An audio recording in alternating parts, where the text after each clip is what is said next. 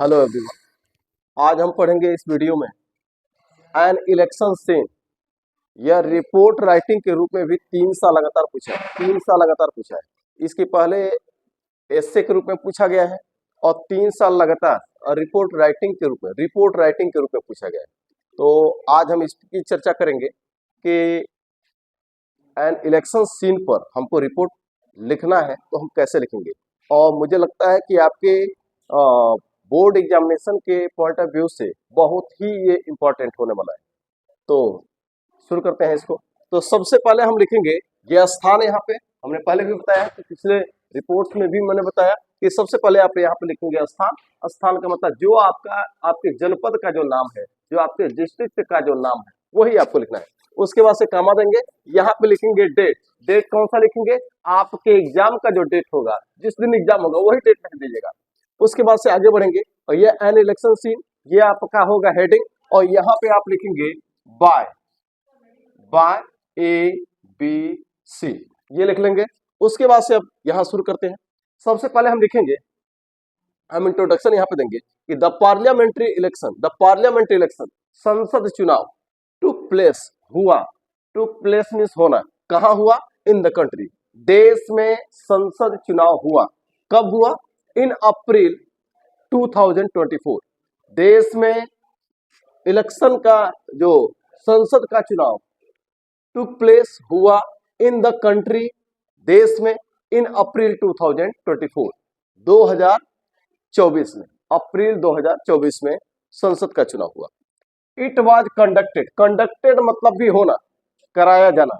Conduct, इसको हमने passive voice में बनाया है, ये पास्ट इंडेफिनिट है। तो जब सब्जेक्ट नहीं होता है, ऑब्जेक्ट दिया होता है, तो हम ऑब्जेक्ट को सब्जेक्ट बनाते हैं पैसिव वॉइस में। इसको हमने पैसिव वॉइस में बनाया। तो पैसिव वॉइस का रूल क्या है? अगर पास्ट इंडेफिनिट टेंस का है तो हम ऑब्जेक्ट को सब्जेक्ट बनाते हैं और फिर हम मेन और हेल्पिंग वर्ब लिखते हैं वाज वर्ब, और उसके बाद से हम लिख देते हैं वर्ब का थर्ड फॉर्म। तो ये मैंने कहा। तो मेरे कहने का मतलब क्या है कि ये आपका पैसिव वॉइस में, सब्जेक्ट नहीं है। इट वाज कंडक्टेड, यह कराया गया। कब कराया गया? ऑन 8 अप्रैल 2025। ये उस दिन का डेट है जिस दिन ये चुनाव आपके एरिया में हुआ था। तो ये आप कोई एबीसी कोई भी डेट दे देंगे अपने हिसाब से। तो हमने यहाँ पे लिखा कि इट वाज कंडक्टेड ऑन 8 अप्रैल 2025, या 8 अप्रैल 2025 में इन माय एरिया, हमारे एरिया में हुआ क्या? संसद का चुनाव। अब आगे बढ़ते हैं।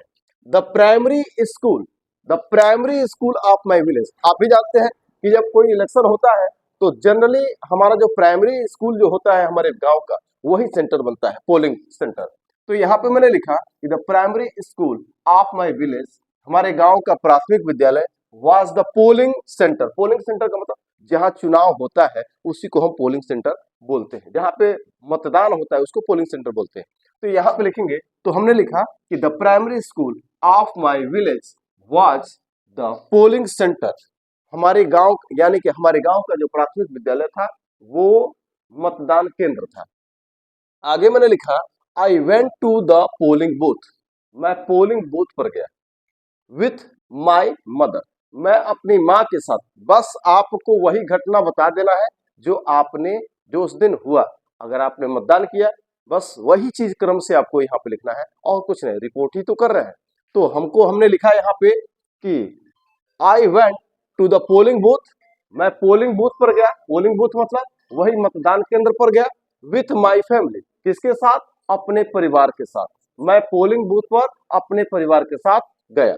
फिर मैंने लिखा, अब वहां पे क्या क्या सीन था वही आपको लिखना है। तो हमने यहाँ पे लिखा कि there was a big crowd, एक बड़ी भीड़ थी। बिग मीन्स बड़ा, क्राउड मीन्स भीड़।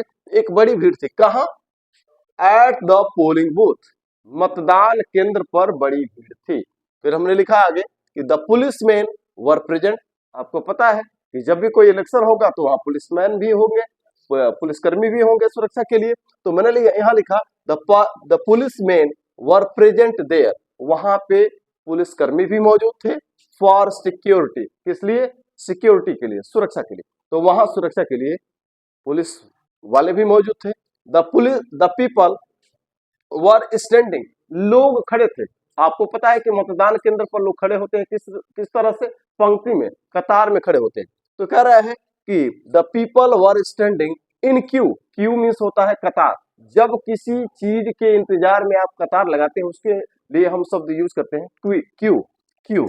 तो ये है कतार। तो कह रहा है कि लोग कतारों में खड़े थे। आप कभी भी आएंगे मतदान केंद्र पर देखेंगे तो मतदान के लिए लोग कतारों में खड़े होते हैं, बारी बारी से अंदर जाते हैं। आगे लिखा हमने कि द एजेंट्स, अब आप अगर मतदान केंद्र पर जाएंगे तो हर पार्टी के हर उम्मीदवार के एजेंट होते हैं। किस लिए?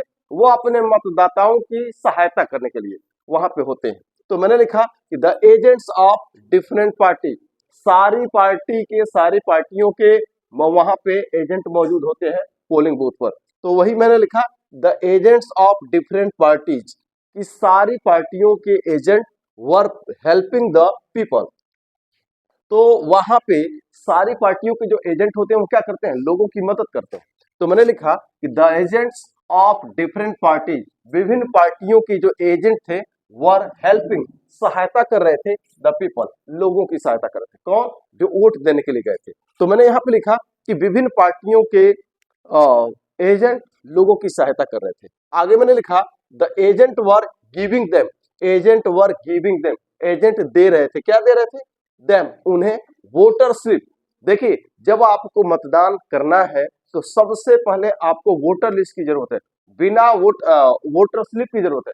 बिना वोटर स्लिप के आपको मतदान केंद्र के अंदर जाने की अनुमति नहीं होती है। उसके लिए सबसे पहले आपके पास स्लिप होना चाहिए। वो स्लिप लेंगे तभी आप अंदर जाएंगे, अन्यथा आपको ये अलाउड नहीं होगा। तो मैंने यहाँ पे लिखा कि the agents were giving them voter slips, way agent जो थे वो लोगों को क्या दे रहे थे?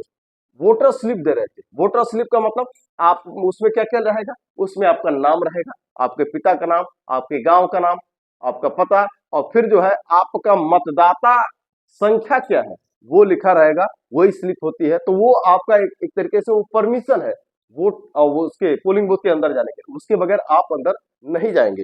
तो मैंने लिखा the agents were giving them voter slips, agent क्या कर रहे थे? लोगों को वोटर स्लिप दे रहे थे। वोटर स्लिप, मतदान स्लिप दे रहे थे। फिर आगे क्या हुआ? वी टुक वोटर स्लिप, हमने वोटर स्लिप लिया। फिर क्या किया? And went inside the polling booth, और इनसाइड मतलब अंदर। तो हमने वोटर स्लिप लिया और मतदान केंद्र के अंदर गए। और फिर क्या हुआ? द पोलिंग ऑफिसर, अब वहां पे पोलिंग ऑफिसर भी होंगे। पोलिंग ऑफिसर का मतलब जो मतदान अधिकारी होंगे, मतदान कराने के लिए वहां पे अधिकारी होते हैं, जो सरकारी कर्मचारी होते हैं या अधिकारी होते हैं। तो मैंने यहाँ पे लिखा कि द पोलिंग ऑफिसर्स, जो मतदान अधिकारी थे, चेक्ड आर वोटर स्लिप्स, हमारे वोटर लिस्ट को, हमारे वोटर स्लिप को चेक किया। Saw our names in the voter list, और हमारे नाम को कहाँ देखा? वोटर लिस्ट में देखा। देखिए, जो आपके जो एजेंट होते हैं उनके पास भी वोटर लिस्ट होता है, वो भी वोटर लिस्ट रखते हैं। और अंदर जो आपके पोलिंग ऑफिसर होते हैं, जो मतदान अधिकारी होते हैं, उनके पास भी वोटर लिस्ट होता है। तो जब एजेंट आपको स्लिप देते हैं तो उसी स्लिप के आधार पर वो देखते हैं कि हमारे वोटर लिस्ट में, कि वोटर लिस्ट में वास्तव में इनका नाम है कि नहीं है, कहीं ऐसा तो नहीं कि फर्जी कोई स्लिप बना के तो ये नहीं लाया। तो यही वो देखते हैं, अधिकारी भी वहां पे जाकर के अपने वोटर लिस्ट में आपके स्लिप को मिलाते हैं। तो वही मैंने लिखा कि the polling officers checked our voter slip. तो पोलिंग ऑफिसर ने क्या किया? हमारे वोटर लिस्ट को चेक किया, हमारे वोटर स्लिप को चेक किया, उसकी जांच किया। Saw our names in the voter list, और उनके पास जो वोटर लिस्ट था वो उस वोटर लिस्ट में उन्होंने हमारे नाम को देखा कि वास्तव में हमारा नाम उनके वोटर लिस्ट में है या ये स्लिप कहीं फर्जी तो नहीं है। तो ये उन्होंने देखा। तो दो चीजें हुई, दो प्रक्रिया होगी कि जब वहां जाएंगे आप पोलिंग बूथ पे तो वहां पे क्या होगा? पोलिंग सेंटर के अंदर जब आप जाएंगे मतदान के लिए तो वहां पे आपके वोटर लिस्ट को चेक किया जाएगा। और फिर क्या किया जाएगा कि वो जो मतदान अधिकारी होगा वह आपके नाम को, अपने आपके मतदान संख्या को अपने वोटर लिस्ट में देखेगा कि कहाँ दिया है। फिर उसके बाद की प्रक्रिया क्या है? एंड पुट इंक, और स्याही लगाया। पुट इंक मतलब स्याही लगाना, किस पर? अंगुलियों पर लगाया जाता है ताकि आप दोबारा आकर के मतदान न कर सके, फर्जी मतदान न कर सके। तो कह रहा है कि put ink on our finger, और हमारी अंगुलियों पर क्या रखा? इंक रखा। इंक रखा मतलब हमारी अंगुलियों पर इंक लगाया ताकि हम दोबारा वोट न करने पाए। फिर आगे we went to the EVM machine. अच्छा, आप उसके बाद क्या? अब आजकल पहले क्या था? बैलेट पेपर से चुनाव होता था। अब ईवीएम मशीन है, आपको केवल बटन दबा देना है।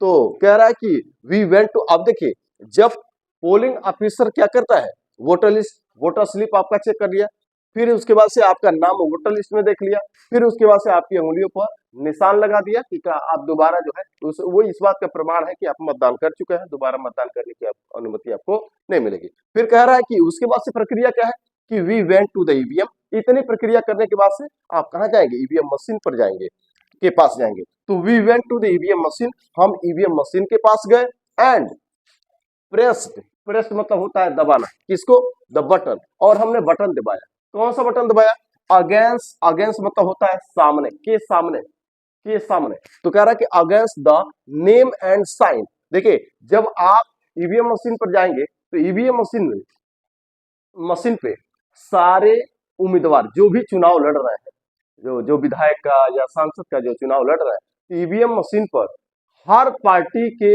उम्मीदवारों का नाम भी रहेगा और उसी के सामने उनका चिन्ह भी रहेगा, चुनाव चिन्ह। अगर कोई पंजे के निशान से है तो पंजे के निशान के सामने उस जो पंजे के निशान यानी कि उस पार्टी से जो चुनाव लड़ रहा है उसका निशान भी रहेगा, यानी कि पंजा का निशान है। फिर वो जो उम्मीदवार जो चुनाव लड़ रहा है उसका नाम भी उसके सामने होगा, तो चिन्ह और नाम दोनों सामने रहेगा और उसी के सामने वाले बटन को आपको दबाना है। जिसको भी वोट देना है उसके नाम के, उस उम्मीदवार के और उस उम्मीदवार का जो चुनाव चिन्ह है उसी के सामने आपको बटन दबाना होता है। तो कह रहा है जो आप चाहे, जिसको दबाना चाहे।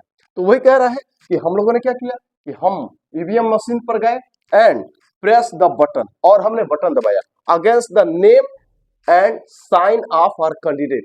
कैंडिडेट का मतलब जो चुनाव लड़ रहा है वो कैंडिडेट है, उसको हिंदी में उम्मीदवार बोलेंगे। तो कह रहा है कि हमने क्या किया कि हम ईवीएम मशीन के पास गए और हम अपने उम्मीदवार के नाम और उसके चुनाव चिन्ह के सामने हमने क्या कर दिया, उसके सामने वाले बटन को दबाया। फिर आगे क्या हुआ, आई कास्ट, कास्ट में इसको फेंकना होता है। देखिए यहाँ पे कास्ट का मतलब फेंकना नहीं, वोट डालने से मतलब है। तो कह रहा है कि आई कास्ट माई वोट, मैंने अपना वोट डाला। कास्ट फेंकना मतलब यहाँ पे डालने से मतलब है। तो कह रहा है कि आई कास्ट माई वोट, मैंने अपना वोट डाला।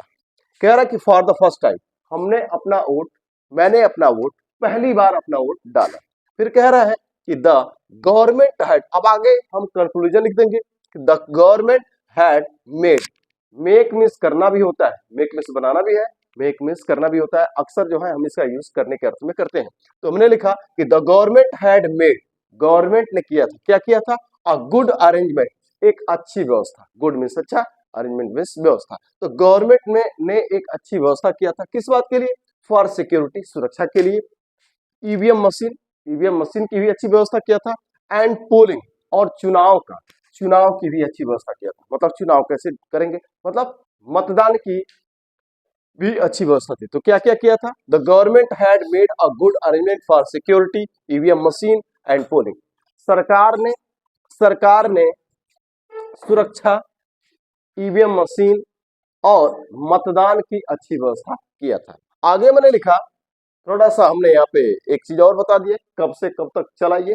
तो कह रहा है कि इट स्टार्टेड फ्रॉम 8 AM, या 8 AM से शुरू हुआ एंड लास्टेड, और चला टिल 5 PM, और 5 PM तक चला। यानी कि ये 8 AM से शुरू हुआ, यानी कि 8 बजे सुबह से शुरू हुआ और 5 बजे शाम तक चला।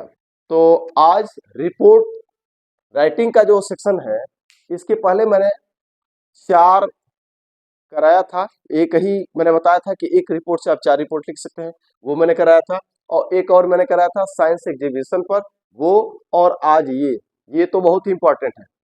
ये 6 जो आपके रिपोर्ट राइटिंग के जो सेक्शन है, ये रिपोर्ट राइटिंग में ये पर्याप्त है।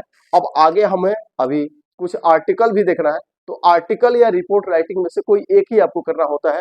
तो जो रिपोर्ट राइटिंग का जो सेक्शन है उसमें जो महत्वपूर्ण है उसको मैंने करा दिया है।